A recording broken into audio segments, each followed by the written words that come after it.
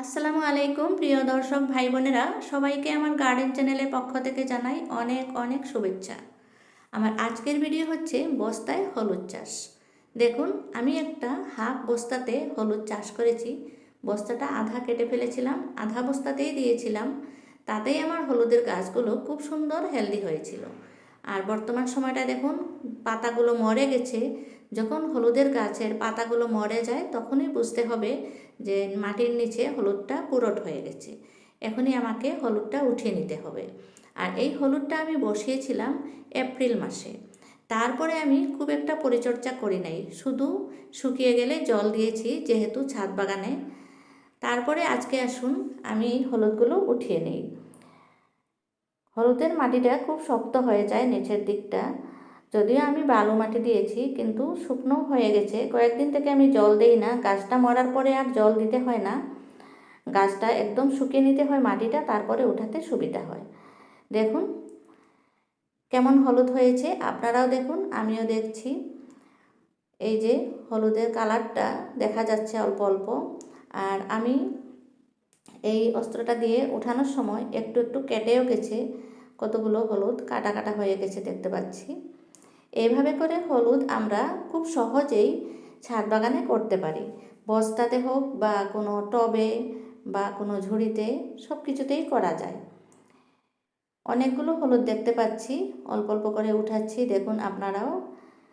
সবগুলো হলুদ উঠিয়ে নিয়ে আমি খুব পরিষ্কার করে ধুয়ে নেব। এই যে দেখুন পাতাসহ উঠাচ্ছি, তারপরে আমি পাতাটা স্কিপ করে দেব, ফেলে দেব। বন্ধুরা, আপনারাও যদি বাগান করে ভালোবাসেন তাহলে অতি অবশ্যই আমার চ্যানেলটাকে সাবস্ক্রাইব করে দিবেন। আর হলুদ চাষের ভিডিওটা যদি পছন্দ হয়ে থাকে তাহলে অবশ্যই অবশ্যই একটা লাইক করে আমাকে এগিয়ে যেতে সহায় করবেন। তারপরে আসুন কতটুকু হলুদ হলো দেখে নেই। হলুদগুলো উঠানো মোটামুটি হয়ে গেছে। এবার আমি পাতাগুলো ছিঁড়ে ফেলে দেব। আরও মাটির নিচে হলুদ আছে কিনা খুব ভালো করে দেখতে দেখতে আরেক পিস পেয়ে গেলাম। এখানে আমি মাত্র কয়েক পিস হলুদ দিয়েছিলাম। এই যে দেখুন, যেগুলোতে একটু শিকড় রয়েছে, এই যে আমার বস্তাটা একটু দেখালাম কতটুকু ছোট্ট বস্তা, এটাতে আর কত মাটি আটে। ওই যদি বড় বস্তাতে বড় জায়গাতে দেওয়া হয় তাহলে কিন্তু অনেক বেশি পরিমাণে হলুদ হবে। তারপরে এই যে দেখুন আমি ধুয়ে নিয়েছি, পরিষ্কার করে নিয়েছি। হলুদের কালারটা দেখা যাচ্ছে এবার। আর অনেকগুলো হলুদ আমার দেখা যাচ্ছে কেটে গেছে, আমি উঠানোর সময় কেটে গেছে। এটা সাধারণত হয়েই থাকে, কারণ মাটির নিচে হলুদ তো দেখা যায় না। আর কিছু একটা অস্ত্র দিয়ে এই যে দেখুন একটু দেখাচ্ছি আমি, হলুদের রঙটা কি সুন্দর এসেছে। আমি ইচ্ছা করলে এখান থেকে যেগুলো শিকড় এসে গেছে সেগুলো আবার বসিয়ে দিতে পারবো। এপ্রিল মাসে যদিও বসাতে হয়, এই সময়টা বসালেও কোনো অসুবিধা নেই। যখন বৃষ্টি পড়বে তখন কাজটা হয়ে যাবে। তাই আমার তো মাটি রেডি করতে হবে, তাই একটু দেরি হবে। আমি এই মাসেই বসাবো না, কিছু দেরি হবে। আর এবার ভাবছি আমি হলুদ আর একটু বেশি করে করব।